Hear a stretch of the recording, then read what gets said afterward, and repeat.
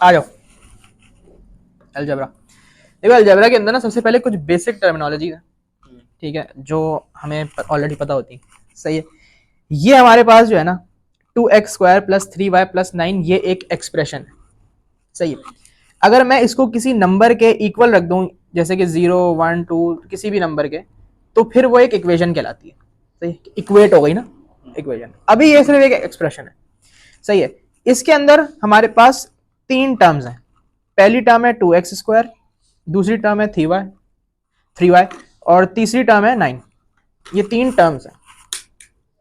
इसी तरीके से इसके अंदर अगर वेरिएबल्स की बात करें तो एक वेरिएबल हमारे पास x² है और एक है हमारे पास y। सही, ये वेरिएबल्स हैं। कॉन्स्टेंट्स यहां पर सिर्फ 9 है। सही है, क्योंकि 9 अकेला है। कोएफिशिएंट्स जो कि वेरिएबल के साथ लिखे हुए हैं, हाँ, वो है 2 और 3। 2 हमारे पास x² का कोएफिशिएंट है, 3 y का कोएफिशिएंट है। सही है। अब हम बात करते हैं कि हम अगर एक एक्सप्रेशन दी जाए तो उसके फैक्टर्स किस तरह लिखते हैं। देखो फैक्टर इस तरह लिखते हैं कि ये एक एक्सप्रेशन है हमारे पास 7y + 11z² - 3x, और मुझसे बोला जा रहा है इसके फैक्टर्स में लिस्ट डाउन करो। तो मैं इसको इस तरह कर सकता हूँ कि जो हमारे पास पहली टर्म है मैं इसको ब्रेक कर सकता हूँ। 3 टर्म्स है ना, तो 3 टर्म्स में मैंने इसको ब्रेक कर दिया। हमारे पास जो पहली टर्म्स है उसके अंदर 2 फैक्टर्स हैं, एक 7 और एक y। सही है। दूसरी टर्म में हमारे पास 3 फैक्टर्स हैं, एक 11 है और 2 z हैं, क्योंकि z² है। तीसरी टर्म में हमारे पास -3x के अंदर 2 फैक्टर्स हैं, -3 और x। ठीक है। अब अगर इसके फैक्टर्स को मैं लिखना चाहूं तो मैं इसको 2z अलग अलग करके भी लिख सकता हूं, लेकिन z² भी लिख सकता हूं, एक ही बात है। ठीक है। तो 7y 11z² -3 और x, ये सारे इसके फैक्टर्स हो। सही है इस एक्सप्रेशन के।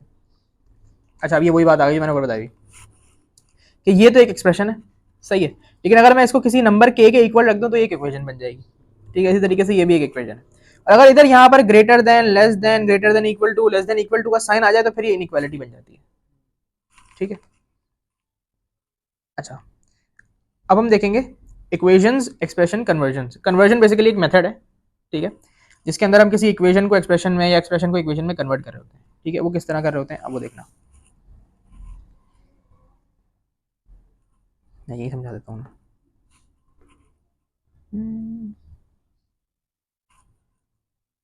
देखो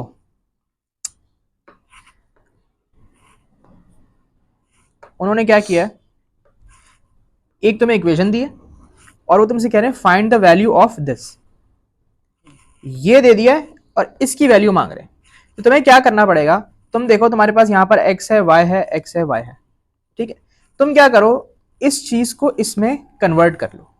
कन्वर्ट करने का तरीका क्या है कि मुझे थोड़ी सी मेंटल मैथ करनी पड़ेगी और मुझे सोचना पड़ेगा कि यार मैं 4x + 3y के साथ ऐसा क्या करूं कि मेरे पास 2/3x और +1/2y बन जाए। तो मुझे पता है कि मेरे पास अगर मैं इसको 6 से डिवाइड कर दूं तो ये 3 1s और ये 2s, तो ये 1/2y बन गया। अब क्योंकि ये इक्वेशन है ना, तो जो काम मैं एक टर्म के साथ कर रहा हूं मुझे सबके साथ करना पड़ेगा। तो मुझे इधर भी 6 से डिवाइड करना पड़ेगा और फिर हमारे पास जो दूसरी तरफ 11 लिखा हुआ है ना, इसको भी 6 से डिवाइड करना ही पड़ेगा। तो मेरे पास जो इक्वेशन की नई फॉर्म निकल के आएगी वो क्या होगी, अब तुम देख रहे हो मैंने कन्वर्ट सिर्फ इसको किया, लेकिन ये ऑटोमेटिकली कन्वर्ट हो जाएगा 2/3 में। कैसे? 2 2s 2 3s, एक को किया है बाकी खुद ही कन्वर्ट हो गए, करने की जरूरत ही नहीं पड़ी। ठीक है। तो यहां पर ये 2/3x + 1/2y = 11/6 हो जाएगा। तो अब उन्होंने पूछी थी कि बताओ भाई इसकी वैल्यू क्या है, तो ये इसके बराबर है, तो हमारा जो फाइनल आंसर हो गया वही हो गया। ठीक है। तो ये थी कन्वर्जन। इसके अंदर ज़ाहिर है बहुत ज़्यादा बड़ी नहीं आएंगी, वही आएंगी जो तुम मेंटली सोच सको, कर सको। सही है। और 2 मेथड और भी हैं इसके। ठीक है। ये एक और एग्जाम्पल है। सही है, इसको देखना।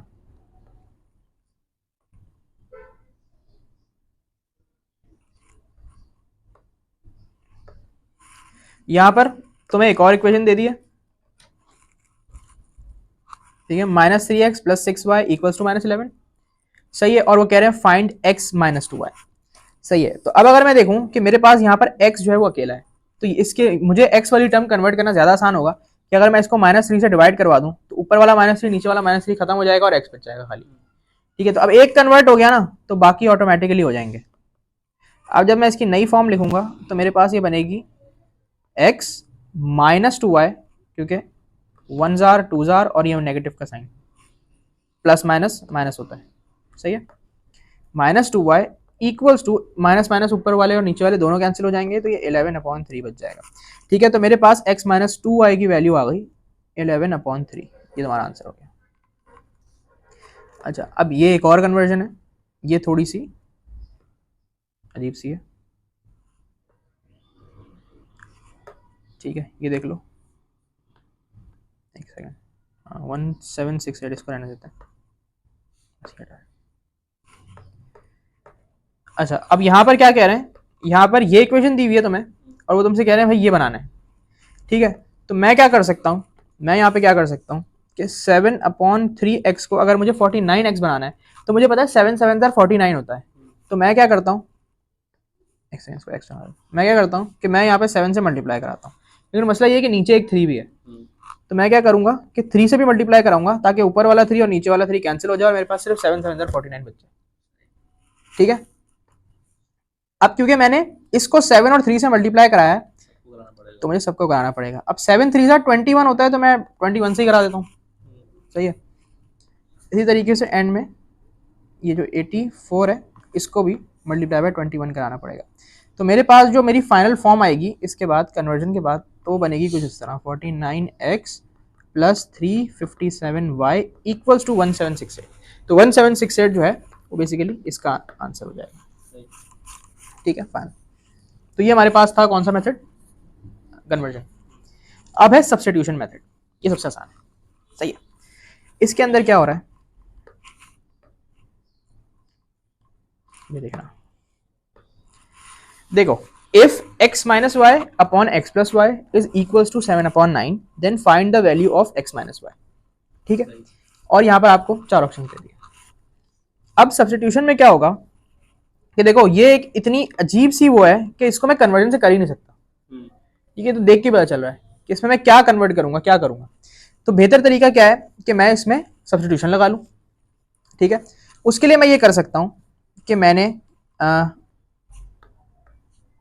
x minus Y X plus Y equal to 7/9, मैं ये कर सकता हूं कि भैया मैं इसको क्रॉस में मल्टीप्लाई करा दूं ताकि मेरे पास ये फ्रैक्शंस वगैरह खत्म हो जाए। ठीक है, तो जब 9 उधर जाके मल्टीप्लाई होगा x और माइनस वाई दोनों से, तो ये 9x माइनस 9y बन जाएगा, और 7 जब दोनों से मल्टीप्लाई होगा तो 7x प्लस 7y बन जाएगा। अब मैं क्या कर रहा हूँ, x वाली टर्म्स को एक तरफ कर लेता हूँ, y वाली टर्म्स को एक तरफ कर लेता हूँ, तो 9x और इधर आके माइनस 7x हो जाएगी, और 7y उधर जाके माइनस 9y प्लस 9y हो जाएगा। ठीक है, तो मेरे पास ये जो यहाँ पर बना, ये बन गया 2x इक्वल्स टू 16y। अब मैं पता है यहाँ पे क्या करूं, मैं यहाँ पर ना किसी एक को सब्जेक्ट बना रहा हूँ। ठीक है, मैं कहता हूँ यार या तो मैं x को अकेला कर लेता हूँ या मैं y को अकेला कर लेता हूँ। तो मैं यहाँ पर x को अकेला कर रहा हूँ कि मैं ये कर रहा हूँ कि भाई 2 को उधर ले जाके डिवाइड करा रहा हूँ, तो 2 जब डिवाइड होगा तो ये 8y बच जाएगा। ठीक है, 2 1 जार 2 8 जार, डिवाइड हुआ 8 से, समझ आ गई। अब मेरे पास क्योंकि ये वैल्यू आ गई ना, अब मैं इसको इस वाली इक्वेशन में पुट कर रहा हूँ। ठीक है, x की जगह, तो x की जगह जब मैं ये डालूंगा x माइनस वाई पे 8y माइनस वाई, तो मेरे पास जो फाइनल आंसर मेरा आएगा वो आएगा 7y। तो ये आंसर ऑप्शन डी है। हम यहाँ पे ये भी तो कर सकते हैं कि अगर एक y यहाँ ले जाए तो x माइनस वाई और यहाँ पे 7y बच जाएगा। कैसे, अगर यहाँ पे 8y है तो हमने 7y यहाँ लिख दिया, एक y वहाँ ले गए। नहीं नहीं, इसमें से y नहीं निकल सकता क्योंकि 8 के साथ मल्टीप्लाई हो रहा है, प्लस या माइनस थोड़ी हो रहा है, y इसमें से थोड़ी निकलेगा। एक सेकंड रुको, इस तरफ हो जाता इधर, हाँ।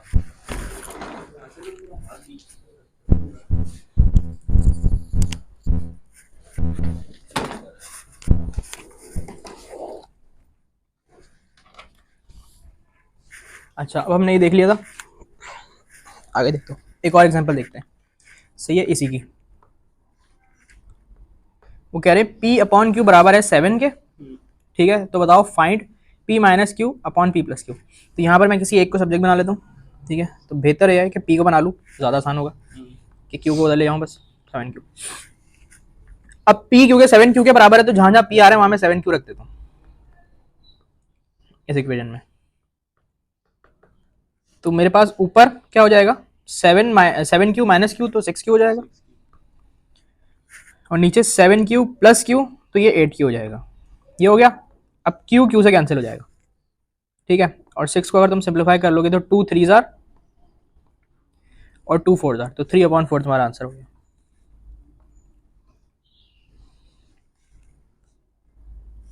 एक और एग्जांपल है, यहां पर वो कह रहे हैं कि 2a plus B upon a plus 4b 3 के बराबर है। तो बताओ a plus B upon a plus 2b किसके बराबर होगा। ठीक है, तो देख रहे हो, ये एक इक्वेशन है, ये एक एक्सप्रेशन है। तो अब क्या कर सकते हैं हम यहाँ पर कि हम a प्लस 4b को उधर ले जाएं, तो ये 3a प्लस 12b बन जाएगा, क्योंकि 3 जो है वो a से भी मल्टीप्लाई होगा और 4 से भी मल्टीप्लाई हो जाएगा। अच्छा, उसके बाद मैं सारी a वाली टर्म्स एक तरफ कर लेता हूँ और b वाली टर्म्स एक तरफ कर लेता हूँ, ठीक है। 3 इधर आके माइनस हो गया, b उधर जाके माइनस हो गया, तो यहाँ पर आ जाएगा माइनस ए और यहाँ पर आ जाएगा 11b। अच्छा, अगर माइनस को मैं उधर ले जाऊँ तो यहाँ से माइनस हट जाएगा, a की वैल्यू 11b पता चल गई, हाँ सॉरी -11b। अब क्या कर सकते हैं कि a जहाँ जहाँ लिखा है वहाँ पर b सब्सटीट्यूट 11b सब्सटीट्यूट करा दूँ, -11b, तो -11b plus b upon -11b plus 2b। तो मेरे पास फिर वही चीज़ हो जाएगी कि -11 प्लस b होगा -10b और -11 प्लस 2 होगा -9b। तो b और b कैंसिल हो जाएंगे, माइनस माइनस भी कैंसिल हो जाएंगे, 10/9 आंसर आ जाएगा। ठीक है, तो ये दो मेथड्स हो गए, कन्वर्जन और सब्सटीट्यूशन। ये आखिरी मेथड है कंडीशनल सब्सटीट्यूशन, सही है।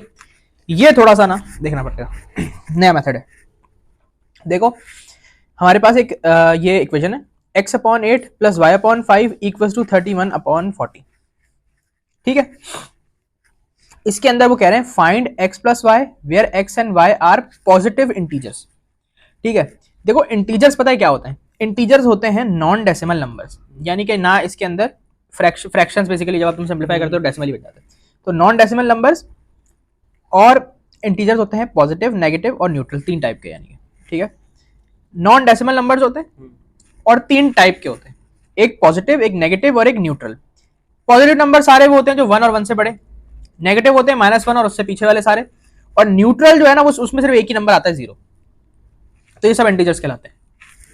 ठीक है, तो अब वो कह रहे हैं कि where X and Y are positive integers, यानी कि 1 या 1 से बड़ा कोई नंबर है, सही है। तो इसमें हम पता है क्या करते हैं, इसमें हम करते हैं हिट एंड ट्रायल, सही है। हिट एंड ट्रायल इस तरीके से करेंगे कि सबसे पहले तो तुम अपनी इक्वेशन को ना सिंप्लीफाई कर लो, क्योंकि ये फ्रैक्शन हुआ है ना, तो इसको पहले तो मैं हटा रहा हूं। तो इसको हटाने के लिए मैं ये कर सकता हूं कि मैं भाई यहाँ पे एलसीएम ले लूं, multiply by 5 multiply by 5 multiply by 8 multiply by 8, यहाँ पे एलसीएम आ जाएगा हमारे पास। ठीक है, तो ये हो जाएगा 5x upon 40 plus 8y upon 40 equals to 31/40। अब जब इस चीज को मैं ऐसे लिखूंगा 5x plus 8y upon 40 equals to 31/40, तो ये 40 और 40 आपस में कैंसिल आउट हो जाएंगे। तो मेरे पास इक्वेशन जो है ना सिंप्लीफाई हो गई, फ्रैक्शन वगैरह जितने भी थे वो सब हट गए, तो ये हो गई 5x plus 8y equals to 31। अब मैं पता है इसमें क्या कर सकता हूँ, इस इक्वेशन में मैं कर सकता हूँ हिट एंड ट्रायल। क्यों? क्योंकि मुझे उसने एक डेटा दे दिया कि भाई हमारे पास जो x और y है ना, ये दोनों पॉजिटिव इंटीजर्स हैं। तो हमारे पास जो सबसे छोटा पॉजिटिव इंटीजर होता है वो 1 होता है। तो मैं पहले क्या करता हूँ, 1 इनपुट करता हूँ, x की जगह 1 डालता हूँ। तो जब मैं यहाँ पे 1 रखूंगा तो ये हो जाएगा 5, वहां जाके ये माइनस होगा 5 से, आपके पास बचेगा 26, और जब 8y इक्वल्स टू 26 को तुम डिवाइड करोगे, या मैं इसको कर ही लेता हूँ ना यहाँ पे,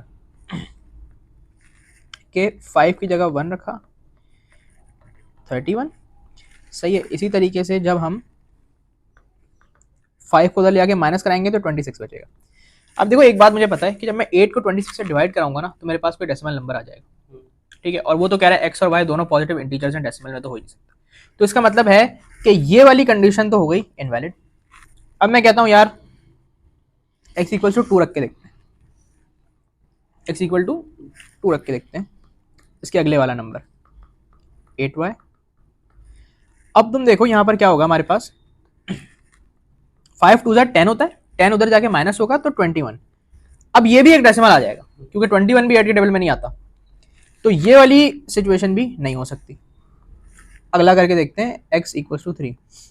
अच्छा, अब इस तरीके के जो सवाल होंगे ना, जरूरी नहीं है कि इसमें जो है चलते जा रहे हैं 100,000 तक, ऐसा नहीं होगा, एक लिमिट हद तक ही होगा, सही है। और ये सारी चीज़ें जो मैं अभी लिख के कर रहा हूँ ये तुम मेंटली करनी होगी, मेंटली इस तरह होंगी कि जितनी ज़्यादा हम प्रैक्टिस करेंगे तो हमें मेंटली आ जाएंगी ये चीज़ें करने, ठीक है। अब अगर मैं 5 की जगह x की जगह 3 रखूँ तो तुम देखो 5 3 15 होता है, 15 जब उधर जाके 31 से माइनस होगा तो बचेगा 16, और 16 8 के टेबल में आता है 2 तो 8 वहां जाके डिवाइड होगा तो y।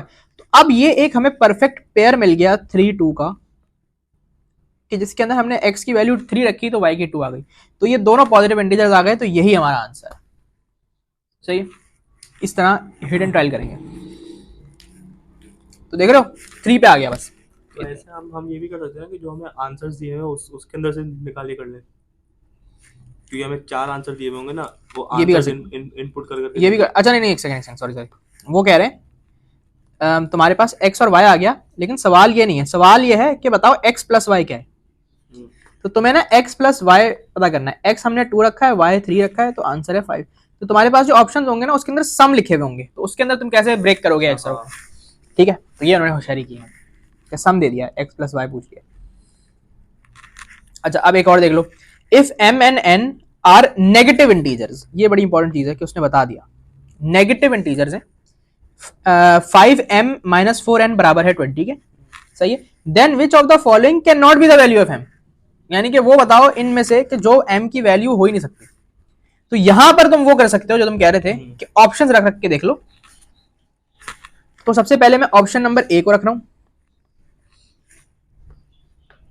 तो यहां पर क्या होगा, option A minus four N equal to 20, ठीक है, ये हो जाएगा -20, वहां जाके +20, तो 20 + 20 ये बचा n इक्वल्स टू 40/-4, आंसर आ गया -10। अब ये तो सही हो गया क्योंकि वो तो कह रहा है m और n जो है वो दोनों नेगेटिव इंटीजर है, तो यहाँ पर m भी नेगेटिव इंटीजर हो गया, n भी हो गया, लेकिन हमसे वो तो कह रहा है कि भाई वो वैल्यू बताओ जो जिसमें जो m की नहीं है। तो वो वैल्यू तभी आ सकती है, नहीं वो वैल्यू तभी आ सकती है कि जब हम इनमें से वो वाली वैल्यू रखेंगे, मतलब इनमें से कोई वैल्यू m की रखेंगे और n नेगेटिव इंटीजर नहीं आएगा या डेसिमल में आएगा, ठीक है। तो इसका मतलब है कि ऑप्शन नंबर ए तो हो नहीं सकता, क्योंकि ऑप्शन नंबर ए जो m की वैल्यू है वो हो सकती है, m की वैल्यू हमसे पूछी जा रही है जो नहीं हो सकती। तो बी कर लेते हैं, बी में क्या है -8, 5 8 40 हो गया, -40 उधर जाके प्लस हो गया, तो -4n इक्वल्स टू 60। अब जब तुम 60 को डिवाइड बाय -4 करोगे तो आंसर आ जाएगा -15, इसका मतलब है ये भी सेटिस्फाई हो गई, तो पार्ट बी भी नहीं है, पार्ट सी कर लेते हैं। पार्ट सी में -10 है, ठीक है, -10 रखते हैं m की जगह, तो ये हो जाएगी -50, उधर जाके 70 हो जाएगा, ठीक है, पॉजिटिव में 70। तो अब तुम देख रहे हो जब तुम 70/-4 करोगे ना तो तुम्हारे पास नेगेटिव डेसिमल्स में कोई वैल्यू आएगी, क्योंकि 74 के टेबल में नहीं आता, सही है। तो इसका मतलब है कि हमारा जो करेक्ट ऑप्शन होगा, अब हमें आगे करने की जरूरत ही नहीं, करेक्ट ऑप्शन -10, ठीक है। तो यहां से हमें पता चल गया, यहां मैं लिख देता हूं डेसिमल वैल्यू आएगी कोई,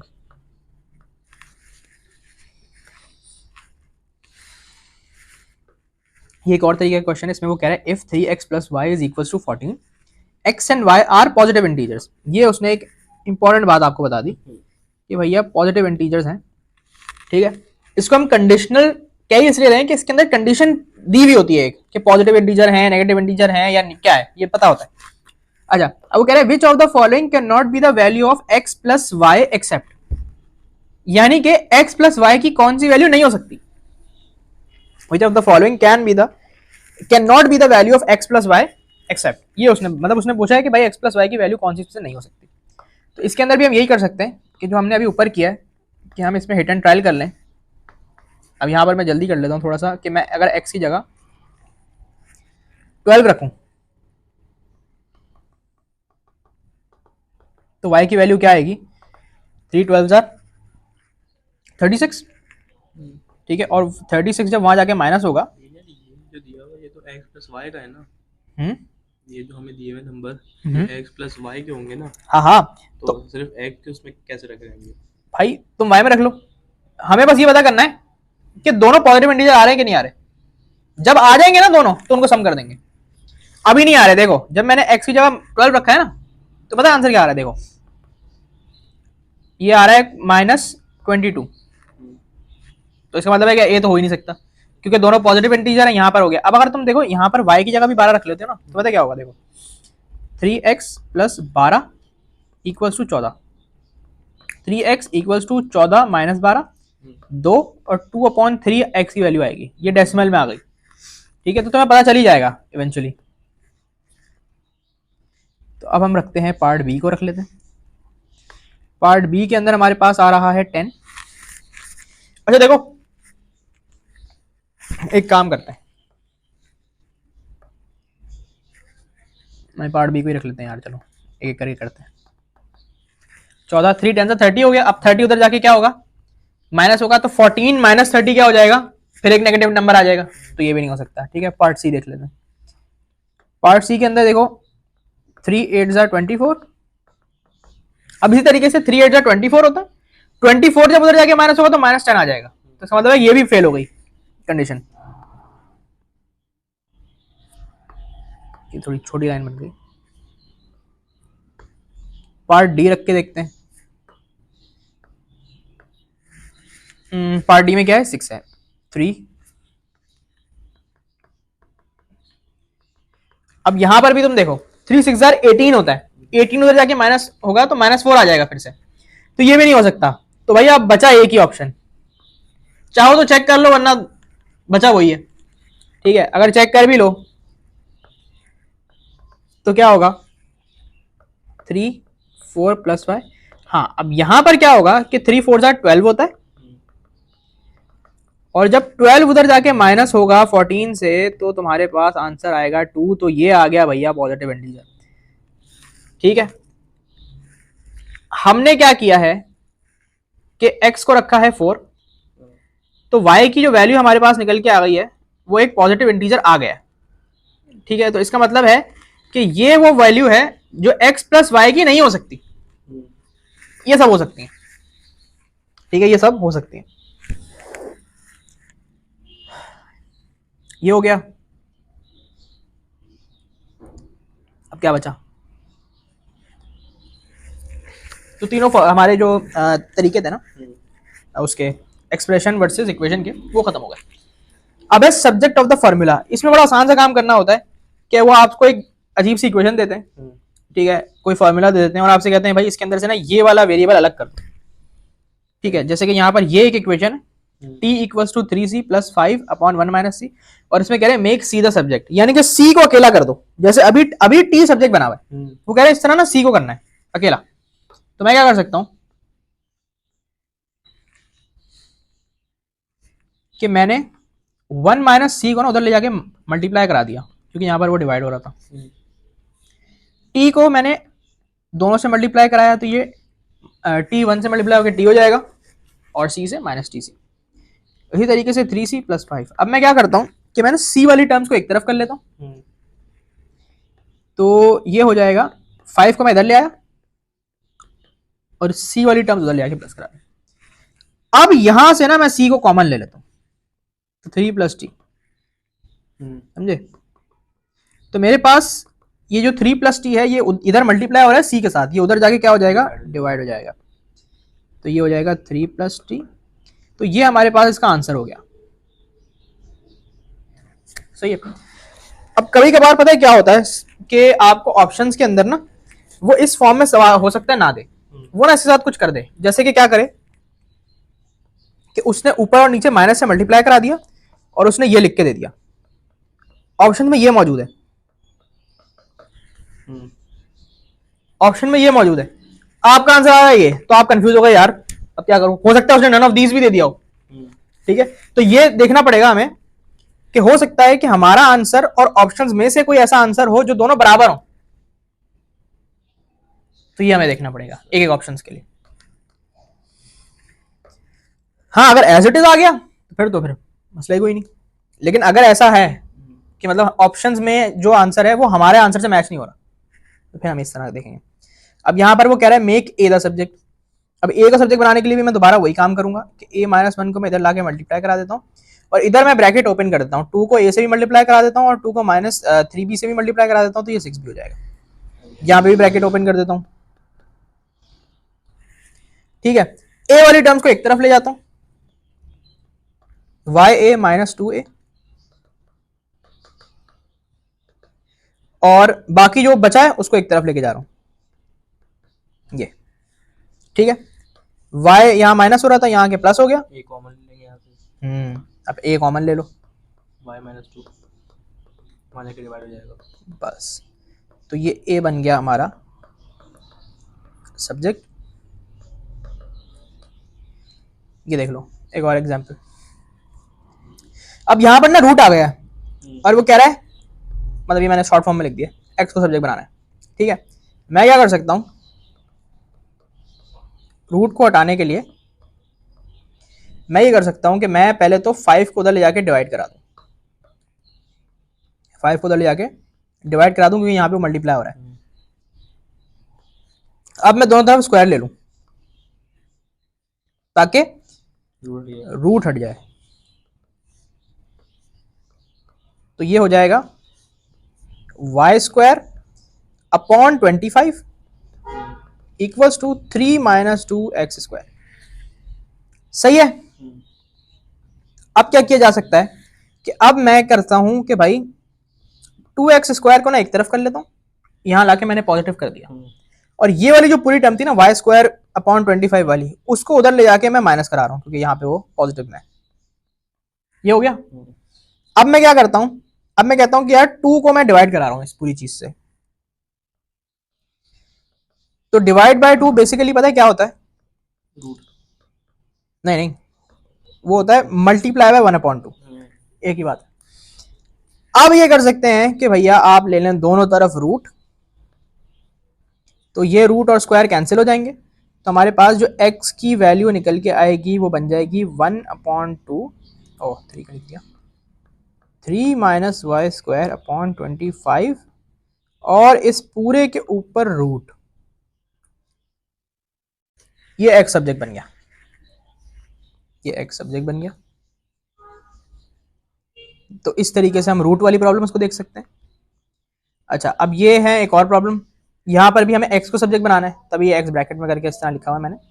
यहाँ पे भी क्या करो कि भैया दोनों तरफ स्क्वायर ले लो, तो वहां से रूट हट जाएगा। यह हमने इंडाइसिस में पढ़ा था कि अगर एक तरफ वैल्यू फ्रैक्शन में हो उसको दूसरी तरफ लेके जाते हैं तो उसका रेसिप्रोकल कर देते हैं। तो यहाँ पे 1/2 है, वहां जाएगी तो 2 हो जाएगी। ये हो गया। अब हम ये कर सकते हैं कि हम x को इधर लाके मल्टीप्लाई करा दें y² के साथ और 2x को इधर लाके माइनस करा लें, x को ले लें कॉमन, तो बचेगा y² - 2 इक्वल्स टू 1, x की वैल्यू आ गई 1/y² - 2। और कुछ बचा है, एक और बचा है, उसके बाद फिर खत्म, ठीक है। नहीं खत्म नहीं है, हाँ बात खत्म है, ये बाद में पढ़ेंगे। अच्छा जी, यहाँ पर हम ये कर सकते हैं x, अब हम यहाँ पे देखो ना x² को नहीं, हमारे पास x² है और हमसे बोल रहा है सब्जेक्ट बनाओ x, ठीक है। तो यानी कि स्क्वायर के साथ भी कोई मामला करना पड़ेगा। तो सबसे पहले तो करते हैं x² को अकेला, 1 माइनस एक्स स्क्वायर को उधर लाके मैंने प्लस माइनस वो मल्टीप्लाई करा लिया y के साथ, नीचे वाला लो, हाँ नीचे वाला, ठीक है। तो ये हो गया y minus Y X square equals to 1 plus X square. अब एक्स स्क्वायर वाली टर्म्स को मैं एक तरफ कर रहा हूँ, तो 1 इधर आके माइनस होगा, और ये जो y एक्स स्क्वायर वाली टर्म है ये उधर जाके प्लस हो जाएगी। अब इधर से मैं एक्स स्क्वायर कॉमन ले लेता हूँ, तो 1 प्लस वाई बच जाएगा। X square equals to Y minus 1 upon Y plus 1 लिख दूं, एक ही बात है, ऐड हो रहे हैं, दोनों तरफ रूट ले लो, तो ये और ये कैंसिल हो जाएगा। तो x हमारे पास क्या सब्जेक्ट बना, y minus 1 upon Y plus 1, लेकिन ये पूरा अंडर रूट के अंदर, तो ये हमारे पास x सब्जेक्ट बन गया। तो ये हमारे पास हो गया सब्जेक्ट ऑफ फॉर्मूला, सही है।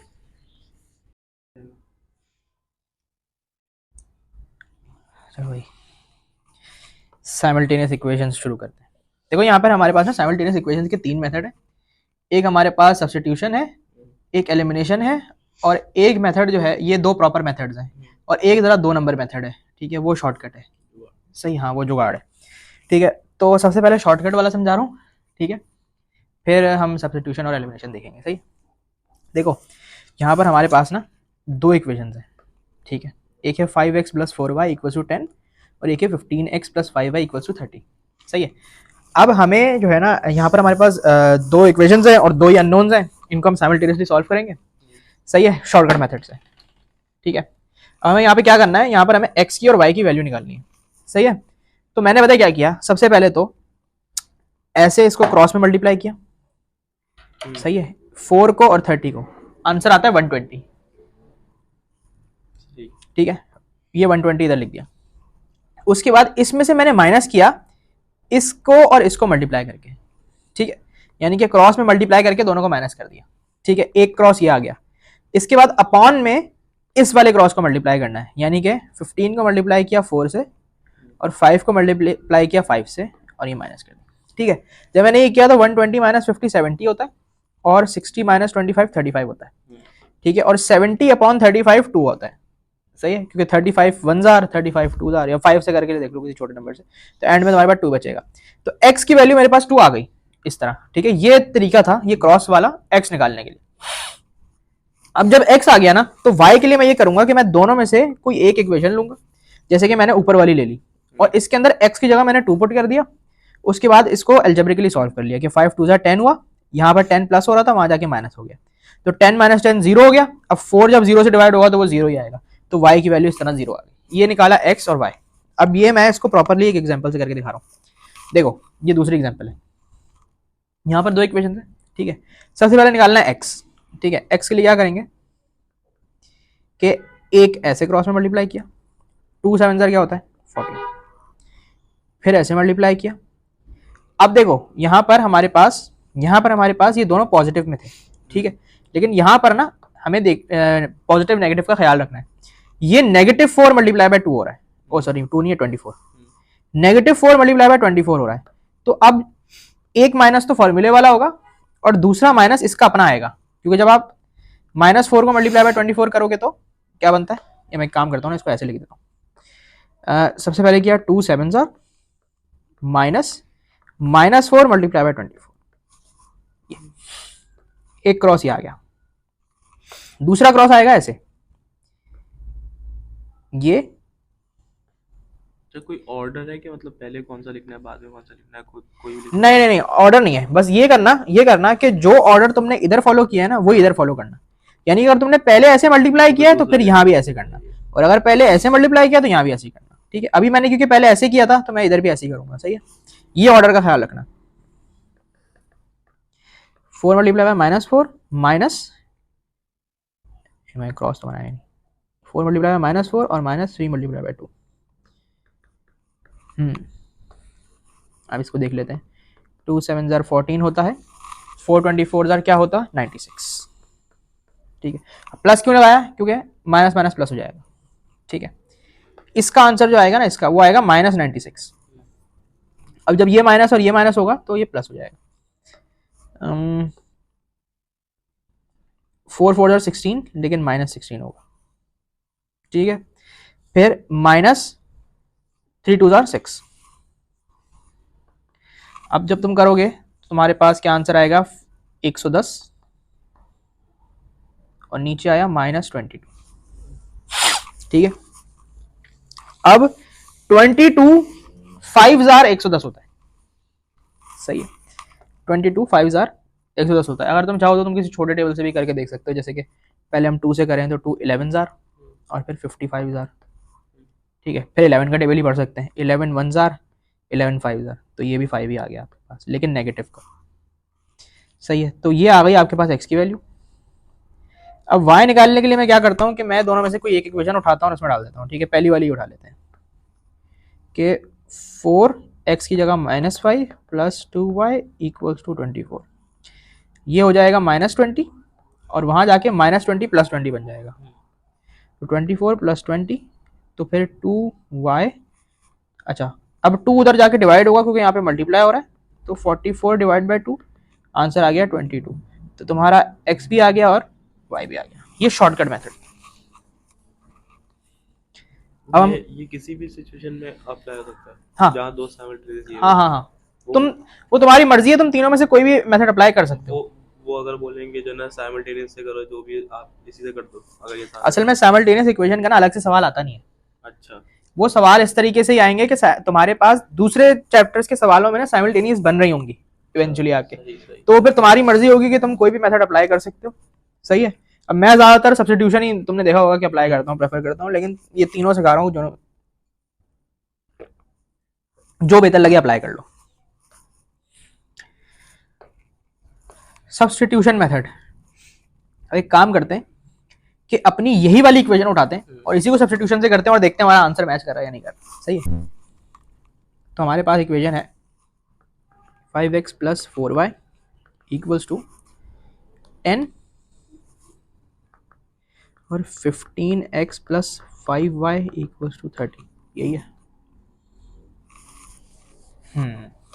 अब इसी को करके देखते हैं। सही, देखो सब्स्टिट्यूशन में क्या करना है कि तुम सबसे पहले, तुम्हारे पास ये जो दो इक्वेशन है ना, एक को तुम बोल लो भाई इक्वेशन 1 है मेरी ये, सही है, एक को तुम कह लो ये मेरी इक्वेशन 2 है। सही है, दोनों में से कोई एक इक्वेशन उठाओ, कौन सी उठाऊं, 1, ठीक है, 1 उठाई, इसके अंदर से ना ये 1 ले ली मैंने, यहां से किसी भी एक वेरिएबल को सब्जेक्ट बना लो, या तो 5 को अलग कर लो या 4 को अलग कर लो, ओ सॉरी 5 नहीं, सॉरी, या तो x को अलग कर लो या y को अलग कर लो। ठीक है, तो मैं क्या करता हूं, मैं यहां से x को बना लेता हूं। ठीक है, मैं करता हूं भाई 5x 4y उधर जाके माइनस करा दिया। ठीक है, x = 10 - 4y और 5 यहाँ आके दोनों से डिवाइड करें। ठीक है, ये हो गई मेरी इक्वेशन 3, ये हो गई मेरी इक्वेशन 3। अब मैं क्या करता हूं कि मैं इस इक्वेशन 3 को अपनी वो वाली इक्वेशन में पुट करूंगा जो मैंने चूज नहीं की थी, जैसे कि इक्वेशन 2। ठीक है, तो मैं क्या करूंगा, इसको यहां लिखता हूं, ये इक्वेशन 3 है,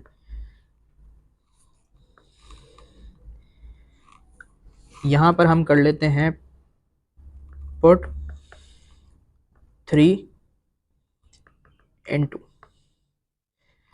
तो जहां पर x है ना वहां पर मैं पुट कर दूंगा ये वाली इक्वेशन अपनी, तो 15 x की जगह मैंने रख दिया 10 - 4y/5 + 5y = 30। सही है, अब क्या होगा, 5 1 जार 5 3 जार, ठीक है, अब ये 3 इससे भी मल्टीप्लाई होगा और इससे भी मल्टीप्लाई होगा, तो 3 10 जार 30 और 3 4 जार 12, माइनस का साइन बीच में, + 5y = 30। यहां तक हो गया। अब हमारे पास ये 30 उधर जाके माइनस होगा तो वो 30 30 गया, तो 30 और 30 कैंसिल, -12y + 5y, तो क्या बनेगा, -7y = 0। y की वैल्यू -7 जब वहां जाके वो होगा 0 से डिवाइड, तो 0 ही आएगी, तो एक वैल्यू तो हमारी सही आ गई, आ गई। अब मैं क्या करूंगा कि इस y को ले जाके इधर पुट कर दूंगा, जो इक्वेशन 3 अपनी बनाई थी। अगर किसी और में कर दे पुट, इक्वेशन 1 में कर दे, हाँ किसी में भी कर दो, हाँ आंसर तो आ जाएगा। आंसर तो आ जाएगा। लेकिन पता है यहाँ पे फायदा क्या है, यहाँ पे मेरे पास एक्स अकेला है ना, तो मैं पुट करके सिर्फ डायरेक्ट सॉल्व करूंगा ना, डायरेक्ट आंसर आएगा, लंबी करने की जरूरत ही नहीं है। तो यहाँ पे कर देता हूँ -4y अपॉन 5, ये 4 जीरो 0 हो गया, ऊपर बचा 10, 10 अपॉन 5 क्या हुआ 2। तो देख रहे हो हमारी x और y की वैल्यू बिल्कुल मैच कर गई, सही है। तो ये था सब्स्टिट्यूशन मेथड। अब एलिमिनेशन आ जाओ। अब एलिमिनेशन के लिए भी मैं वही इक्वेशन उठा रहा हूं ताकि हम देख सकें कि आंसर मैच कर रहा है या नहीं कर रहा। +4y equals to 10, 15x plus 5y equals to 30। ठीक है, देखो एलिमिनेशन के लिए हमें क्या करना होता है कि एलिमिनेशन में ना हमें या तो x का या तो y के कोफिशिएंट्स ऊपर नीचे सेम करने होते हैं। ठीक है, यानी कि जो 7 नंबर लिखा है x के, या तो ऊपर नीचे वाली इक्वेशन दोनों में सेम हो या फिर y का सेम हो, दोनों में से किसी एक का। और दूसरी शर्त यह है कि उन दोनों के साइंस एक दूसरे के ऑपोजिट होने चाहिए। यानी कि अगर -5x ऊपर है तो नीचे +5x चाहिए, अगर -3y ऊपर है तो नीचे 3y चाहिए, ऐसे। ये क्यों कर रहे हैं अब मैं बाद में बताऊंगा, ठीक है। तो ये चाहिए। ये करने के लिए जो सबसे अच्छा तरीका है ना, वो पता है क्या है कि जो नंबर, अब मुझे बताओ यहाँ पर x को सेम करूं या y को, जिसको चाहो कर लो। मैं कहता हूं y को कर लेते हैं क्योंकि छोटा नंबर है, ठीक है।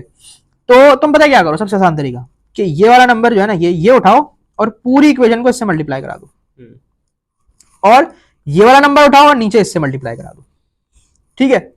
तो यहां पर जब तुम नई इक्वेशन लिखोगे ना अपनी, तो तुम्हारे पास क्या बनेगी, 5 5 25 होता है, ये 25x हो गया, ये 20y हो गया, ये -10 हो गया, ये 15 4 आपके पास होता है 60, 5 5 हो गया, ओ सॉरी 5 4 हो गया 20, और 4 30 हो गया 120। अब तुम देख रहे हो ये दोनों मेरे पास सेम आ गई, लेकिन यहाँ पर एक मसला है, साइन सेम नहीं आया। तो मुझे क्या करना पड़ेगा, इन दोनों में से किसी भी एक इक्वेशन को ना मैं मल्टीप्लाई बाय माइनस करवा देता हूँ। हाँ, तो इसमें से मैं इधर करा देता हूँ -1 से मल्टीप्लाई। तो अब जो मेरे पास नई इक्वेशन बन के आएगी वो आएगी -25x -20y equals to 10, 60x plus 20y और 120, ऊपर खाली मल्टीप्लाई कराया। 10 माइनस नहीं होगा? हाँ सॉरी 10 भी माइनस होगा, 10 ये 10 भी माइनस हो गया। अब पता है क्या करो, अब सिंपल काम ये करो कि इन दोनों इक्वेशंस को कर लो ऐड, यानी कि x x के साथ ऐड हो जाएगा, y y के साथ ऐड हो जाएगा। अब जब तुम इन दोनों को ऐड करोगे तो तुम्हारे पास 60 प्लस -25 होगा। तो ये क्या होता है, ये 60 -25 हो जाएगा क्योंकि प्लस माइनस माइनस होता है। तो ये बन गया 35, ठीक है। तो यहां पर तुमने लिख दिया 35x, ये चीज जो है ना देख रहे हो ये गई, ठीक है, इसकी जरूरत ही नहीं। इक्वल्स टू 120 -10 है तो 110। अब क्या करो, यहां पर x के लिए सॉल्व कर लो, ये तुम्हारे पास बन गया ना, x के साथ उधर जाके 110 डिवाइड होगा, तो 35 1 जार 35, 2 जार 70, 3 जार 110, नहीं 70 105। तो ये बेसिकली 5 से सिंप्लीफाई करेंगे हम इसको।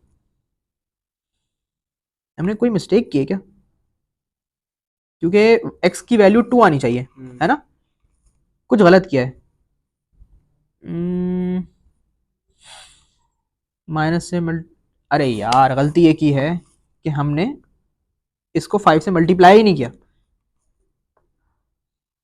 एक सेकेंड, ये 5 से मल्टीप्लाई किया -50 बन जाएगा ना, ये -50।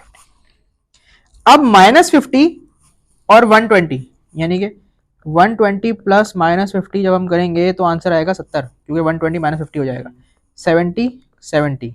अब सही है, 75/35 ये आ गया 2, x की वैल्यू मैच कर गई। अब वही काम करेंगे कि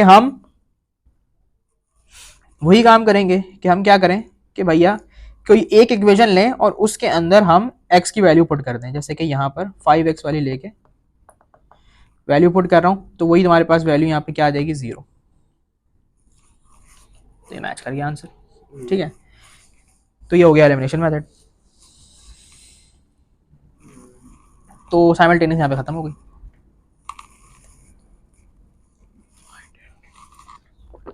अब शुरू होंगी हमारी अलजेब्रिक आइडेंटिटीज, ठीक है।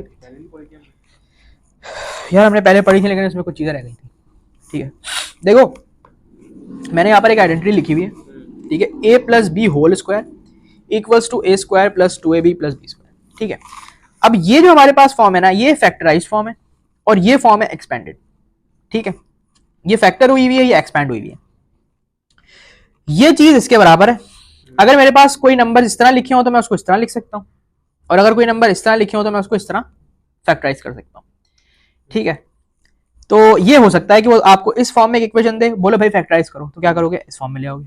वो बोले भाई इस फॉर्म में दे, बोले भाई एक्सपैंड करो, तो क्या करोगे, इस फॉर्म में ले आओगे। ठीक है, अब मैं तुम्हें ये डिराइव करके दिखा रहा हूं कि ये कैसे बना। देखो ए प्लस बी स्क्वायर लगा हुआ है हमारे ऊपर, तो मैं क्या कर सकता हूं कि मैंने ए प्लस बी और ए प्लस बी 2 बार लिख दिया, स्क्वायर लगा हुआ है ना, 2 बार लिख दिया, क्योंकि जब हमारे पास 2 पे स्क्वायर लगा होता है तो क्या होता है 2 इंटू 2, तो यहाँ क्या हो रहा है a plus B into A plus B. अब मल्टीप्लीकेशन के लिए हम क्या करेंगे कि ए को दोनों से मल्टीप्लाई करेंगे, बी को दोनों से मल्टीप्लाई करेंगे। तो पहले मैं क्या करता हूँ, पहले मैं ए को ए से करता हूँ तो ए स्क्वायर आ जाएगा, फिर मैं ए को बी से करता हूँ तो प्लस ए बी आ जाएगा। अब मैं बी को ए से करता हूँ तो प्लस फिर से ए बी आ जाएगा, और मैं अब इसको इससे करता हूँ तो फिर से प्लस बी स्क्वायर आ जाएगा। तो अब देख रहे हो ये जो बीच वाले दोनों ए बी हैं ये क्या हो जाएंगे, ये 2ab बन जाएंगे ऐड होके, और ये बी स्क्वायर, तो आपके पास इस तरह से आ गई। ठीक है, ये जो ए स्क्वायर माइनस बी स्क्वायर वाली है ये भी इसी तरह आएगी, ये भी इसी तरह आएगी, लेकिन यहां पर क्या होगा कि बस बीच में माइनस आ जाएगा। तो ये कैसे आएगा, देखो करके देख लेते हैं। ये किया a square minus a b plus B square, क्योंकि माइनस माइनस प्लस हो जाएगा तो ये माइनस प्लस बी स्क्वायर हो गया। ठीक है, अब यहाँ पे क्या होगा, यहाँ पे क्या होगा ए स्क्वायर, अब ये माइनस ए बी और माइनस ए बी है तो ये माइनस 2ab हो जाएंगे प्लस बी स्क्वायर, तो ये वाली भी इसी तरीके से होगी। ठीक है, ये थर्ड इक्वेशन है हमारे पास, एक सेकंड इसमें हमने ये, ठीक है, अब इसकी जो डेरिवेशन है ना वो जरा बहुत लंबी और अजीब सी है, इसलिए इसको छोड़ो। सही है, ये तो ऐसे याद कर लो बस, क्योंकि बात ये कि डेरिवेशन हमसे कोई पूछता नहीं है। सही है, बेसिकली वो आपसे यही फॉर्म्स ही देखी जाएंगी। सही है, तो ये हमारे पास 3 आइडेंटिटीज हैं। इसके अंदर एक और चीज है कि देखो अगर मैं इस वाली चीज में से ए स्क्वायर प्लस बी स्क्वायर वाली जो चीज है ना, ये दोनों टर्म्स इनको एक तरफ कर लूं और 2ab को उधर ले जाके माइनस करा दूं, तो मेरे पास कुछ इस तरीके से बन जाएगा माइनस 2ab। ठीक है, तो ये भी एक बेसिकली फॉर्मूला है जो इंपॉर्टेंट है। इसी तरीके से यहां पर अगर मैं ये करूं कि ए स्क्वायर प्लस बी स्क्वायर को इधर ही रहने दूं और माइनस 2ab को उधर ले जाऊं, तो ये क्या हो जाएगा a minus B whole square plus 2ab। सही है, तो इसमें और इसमें फर्क क्या है कि इधर प्लस है, इधर माइनस है, इधर माइनस है, इधर प्लस है। ठीक है, तो ये ए स्क्वायर प्लस बी स्क्वायर के 2 फॉर्मूले हैं। ठीक है, इसके अलावा एक फॉर्मूला और भी है, वो है ये वाला जो कि आपके पास इससे बना है। सही है, तो ये 3 फॉर्मूले मैंने ए स्क्वायर प्लस बी स्क्वायर के अलग करके यहां पे लिख दिए। ठीक है, और मैं एक काम करता हूं ना, इसको कॉपी करते हैं और यहां ले आते हैं, ये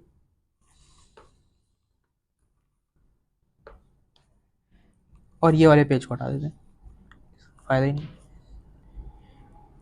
सही है, अब क्यूब की आइडेंटिटी ये नहीं पढ़ी थी हमने, स्क्वायर वाली पढ़ी थी। देखो क्यूब के अंदर मैं ये कर सकता हूं कि बेसिकली क्यूब का मतलब क्या होता है कि जब एक चीज पे क्यूब लगा होता है, जैसे कि अगर हमारे पास 3 क्यूब लगा हुआ है तो मैं इसको लिख सकता हूँ 3 इंटू 3 इंटू 3, ऐसे होता है ना। तो मैं क्या करता हूँ कि इसको मैं ऐसे लिख लेता हूँ ए प्लस बी ए प्लस बी ए प्लस बी। ठीक है, लेकिन मैं इसको ऐसे भी तो लिख सकता हूँ ए प्लस बी और इन दोनों को मैं स्क्वायर में लिख दूँ। ठीक है, क्योंकि 3 को भी मैं ऐसे लिख सकता हूँ कि 3 इंटू 3 स्क्वायर, एक ही बात है, ये भी 3 क्यूब के बराबर ही होगा। ठीक है, अब पता है क्या करूंगा मैं यहाँ पे लगा देता हूं अपनी identity a square plus 2ab plus B square जो मैंने याद की हुई। ठीक है, ये मैं डिराइव करके बता रहा हूं कि इसकी आइडेंटिटी जो है ना a प्लस बी क्यूब की कैसे होगी। अब क्या करूंगा कि भैया a इससे भी मल्टीप्लाई होगा, इससे भी मल्टीप्लाई होगा और इससे भी मल्टीप्लाई होगा। तो a को करते हैं इससे मल्टीप्लाई तो ये हो जाएगा a क्यूब, फिर करते हैं इससे मल्टीप्लाई तो ये हो जाएगा 2a स्क्वायर बी। समझ रहे मैं कैसे कर रहा हूँ, ये इंडाइसिस से कर रहा हूँ। ये हो जाएगा प्लस ए बी स्क्वायर। ठीक है, ये हो गया। अब b को इससे करेंगे तो ये हो जाएगा प्लस ए स्क्वायर बी, फिर इससे करेंगे तो हो जाएगा प्लस 2ab स्क्वायर और फिर एंड वाले से तो b क्यूब हो जाएगा। सही है। अब तुम अगर यहां पे गौर से देखो, यहां पे गौर से देखो तो ये वाली चीज और ये वाली चीज ये सेम है। इसी तरीके से ये वाली चीज और ये वाली चीज सेम है। ठीक है, मतलब ये बेसिकली ऐड हो रहा है, ये A B square plus 2ab square हो रहा है तो ये 3ab स्क्वायर हो जाएगा। और इस तरीके से ये भी 2a स्क्वायर बी और a स्क्वायर बी है तो ये भी 3a स्क्वायर बी हो जाएगा।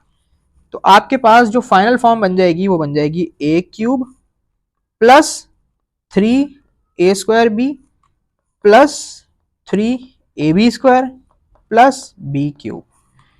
ये आपके पास बन गई आपकी क्यूब वाली identity.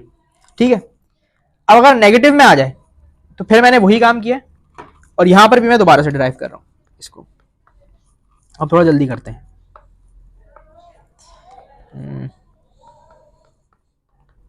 A square minus 2ab plus B square लिख दिया मैंने इसकी जगह। उसके बाद ये हो गया ए क्यूब, ये हो गया माइनस 2a स्क्वायर बी, ये हो गया प्लस ए बी स्क्वायर, फिर आएगा minus a square B plus 2, एक सेकंड कुछ गलत कर रहा हूँ, a cube minus 2a square b और फिर ए बी स्क्वायर होगा ना, हाँ ये स्क्वायर होगा। फिर आ गया, सही है, ये इससे मल्टीप्लाई होगा तो प्लस 2ab स्क्वायर और एंड वाला हो जाएगा माइनस बी क्यूब।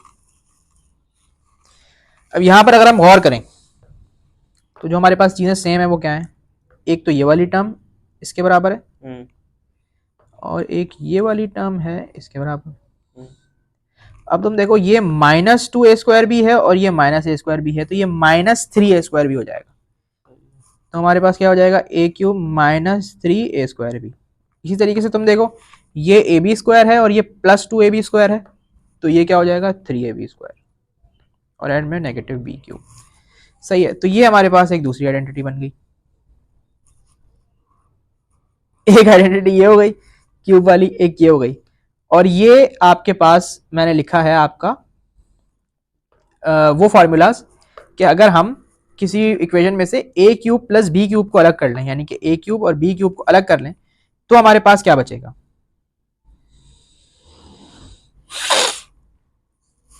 सही है, समझे। तो ये भी इसके फॉर्मूले हैं, बहरहाल ये याद करने पड़ेंगे। सही है, ए क्यूब प्लस बी क्यूब के। ठीक है, उसके बाद आपके पास ये वाली आइडेंटिटीज हैं, ये है वो आइडेंटिटीज जो आखिरी है, बस इसके बाद खत्म है। जहां पर हमारे पास 3 नंबर प्लस हो रहे हैं और स्क्वायर लगा हुआ है। ठीक है, ये यूज होनी थी वो जो सरफेस एरिया वाला सवाल था। सही है, अब देखो यहां पर इसको समझो, इसमें पैटर्न एक ही है। यहां पर सबसे पहले आइडेंटिटी है a square plus B square plus 2ab plus ac plus cb। ठीक है, ठीक है। अब यहां पर मैंने सिर्फ एक चेंज किया है कि c को नेगेटिव में कर दिया। तो हमने क्या किया, ये पूरी चीज एज इट इज लिखी, इधर जहां जहां c था ना सिर्फ वो वाली टर्म्स नेगेटिव की हैं। ठीक है, यहां पर हमारे पास b भी नेगेटिव में है, c भी नेगेटिव में है, तो b और c वाली टर्म्स नेगेटिव हो गई। लेकिन तुम देखो ये जो आखिरी टर्म थी ना, ये टर्म थी cb, तो c भी नेगेटिव b भी नेगेटिव, तो माइनस माइनस क्या हो जाएगा प्लस ये। और जो ये वाली टर्म है ना, इसका आंसर एग्जैक्टली सेम आएगा इसके, क्योंकि सारी नेगेटिव पॉजिटिव हो गए, वो ये आ जाएगा आंसर।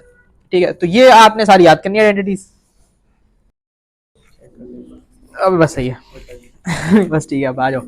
देखो भैया एक्सपेंशन, ठीक है, यूजिंग आइडेंटिटीज। सही है, अब हम आइडेंटिटीज को अप्लाई करेंगे जो हमने पढ़ी है।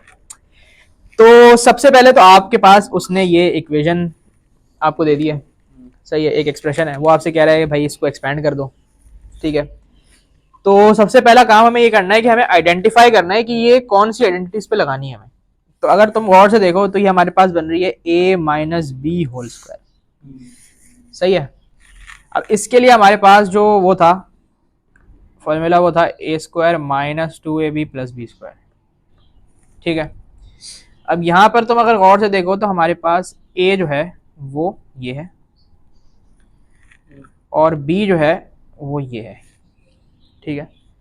तो a बराबर है 9z के और b बराबर है k के। अब हमें सिंपल कुछ भी नहीं करना, सिर्फ फॉर्मूले में इनपुट कर देना है 9z whole square minus 2, a b में 9z आ गया ये, और ये सिर्फ a और b की वैल्यूज पुट कर दी, ठीक है। उसके बाद इसको सिंप्लीफाई कर लो, 9 9 81 होता है और z स्क्वायर माइनस, अब यहाँ पर 2 9 18 और फिर ये k से भी मल्टीप्लाई होगा, तो 18z k plus k square, ठीक है। तो ये आपका आंसर हो गया, हमने इसको एक्सपेंड कर लिया, ठीक है। मैंने बताया था ना कि ये वाली हमारे पास एक्सपेंडेड फॉर्म होती है, ये हमारे पास फैक्टराइज्ड फॉर्म होती है।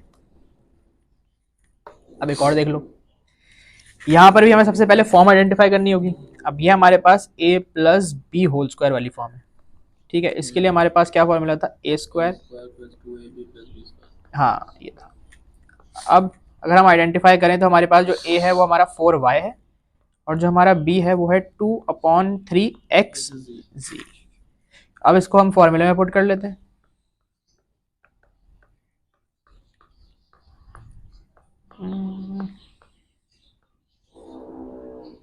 एक सेकेंड, एक्स जी ये b हो गया प्लस बी स्क्वायर। अब इसको हम खोल लेते हैं, 16, 4 का स्क्वायर 16 हो गया, वाई स्क्वायर प्लस, अब यहाँ पे देखो 2 4 जार 8 और 8 2 जार 16 हो जाता है, ठीक है। तो 16/3xyz प्लस ये y भी x भी z भी आ गया, उसके बाद है प्लस 2 का स्क्वायर 4, 3 का square 9, x square z square, ये सिंप्लीफिकेशन हो गई इसकी, ठीक है। तो आइडेंटिटी लगाना कोई इतना मुश्किल नहीं है, देख डब्बा पूरा नहीं हुआ,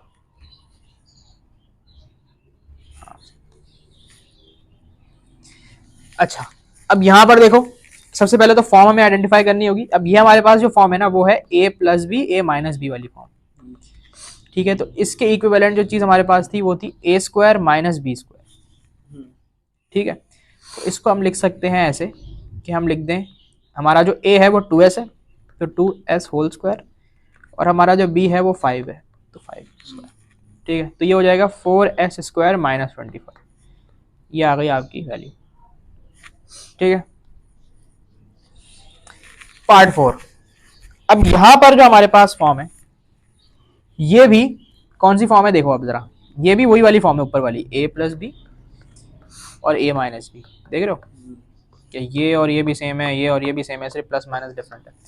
तो इसको भी हम उसी तरह करेंगे कि हम 3p² हाँ लगा दें -7/3 होल स्क्वायर, तो 3 का square 9, p square q square और 7 का स्क्वायर 49 और 3 का स्क्वायर फिर से 9, ठीक है, दोनों का स्क्वायर लगेगा ना, तो ये आंसर आ गया क्यूब। अब देखो बात बताए क्या है, क्यूब के लिए मैंने एक चीज बताई थी कि तुम क्या करो कि इसको ना दो हिस्सों में तोड़ लो, एक ऐसे 3x प्लस 5 कर दो और एक 3x प्लस 5 होल स्क्वायर कर दो। इससे क्या फायदा होगा कि हमें क्यूब वाली आइडेंटिटी याद रखने की जरूरत नहीं है, सही, समझे। हम क्या करेंगे कि हम इसके ऊपर अपनी आइडेंटिटी लगाते हैं, ये हमारे पास a plus B whole square बन गया, ठीक है। इसके ऊपर अपनी आइडेंटिटी अब जब हम लगाएंगे तो हमारे पास हो जाएगा 3x whole square plus 2ab plus B square plus B square, और ये इसके साथ मल्टीप्लाई हो रहा है, ठीक है। अब हम क्या कर सकते हैं, 9x square plus 2 3 jar 6, 6 5 jar 30 plus 30x plus 25, ये हो गया। उसके बाद हम इस पूरी चीज को मतलब पहले 3x को इन तीनों के साथ मल्टीप्लाई करेंगे फिर और फिर 5 को इन तीनों के साथ मल्टीप्लाई करेंगे। ठीक है, तो इससे हमें आइडेंटिटी याद रखने की जरूरत नहीं पड़ेगी अगर याद नहीं रहती तो। ठीक है, अगर याद रह जाती है तो अच्छी बात है, फिर हम डायरेक्ट लगा सकते हैं। ठीक है, तो अब हम कर लेते हैं 3 9 हमारे पास होता है 27 और ये हो जाएगा एक्स क्यूब। फिर हमारे पास 3 30 होता है 90 और एक्स स्क्वायर हो जाएगा। फिर 3 25 होता है 75 और ये हो जाएगा एक्स। फिर 5 9 45 एक्स स्क्वायर। फिर 5 30 150 एक्स, क्योंकि 5 3 15 होता है, जीरो लग जाएगा। ठीक है, और 5 मल्टीप्लाई बाय 25 जो है वो 125 हो जाएगा। ये हो गया। अब देखो एक्स स्क्वायर वाली टर्म्स को प्लस कर लो, ये एक एक्स स्क्वायर है, ये एक एक्स स्क्वायर है, ये प्लस हो जाएंगी। ये एक्स वाली टर्म्स है दो, ये इनको प्लस कर लो, तो 27 एक्स क्यूब। 90 प्लस 45 क्या होता है 135 हो जाएगा, 135 एक्स स्क्वायर। 75 प्लस 150 क्या होता है 225 प्लस 1। ये आपके पास सिंप्लीफिकेशन हो गई इसकी। ठीक है, तो हम इसको इस तरीके से भी कर सकते हैं कि हमने तोड़ लिया। ये एक और क्यूब वाली आइडेंटिटी है। ठीक है, अब यहाँ पर हमारे पास देख रहे हो, यहाँ पर a प्लस बी क्यूब था, यहाँ पर हमारे पास a माइनस बी क्यूब है। ठीक है, तो अब हम ये काम भी कर सकते हैं इसके अंदर। कहाँ गई आइडेंटिटी, ये। ठीक है, तो हम डायरेक्ट अपनी आइडेंटिटी भी लगा सकते हैं या उसको हम ब्रेक भी कर सकते हैं। ठीक है, ये मैंने आइडेंटिटी यहाँ पे लिखी थी अपनी, इसको कॉपी करते हैं।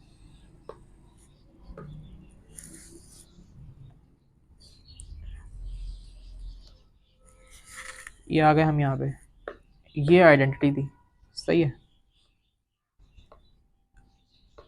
हम इसको अगर डायरेक्टली अप्लाई करेंगे, या एक काम करते हैं ना, चलो सही डायरेक्टली अप्लाई कर लेते हैं, खैर वही, खैर एक एक उससे कर लिया, इससे करते हैं। सही है, तो हमारे पास हमारा जो ए है वो क्या है 90, बी हमारा है 7,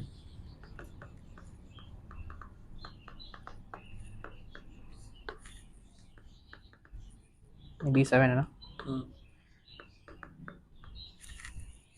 ठीक है, 9 का क्यूब क्या होता है अब बताओ। 9 9 81, बहुत ज्यादा। हाँ, और फिर 81 को 9 से मल्टीप्लाई करना है। क्या करें, मैनुअली कर लेते हैं।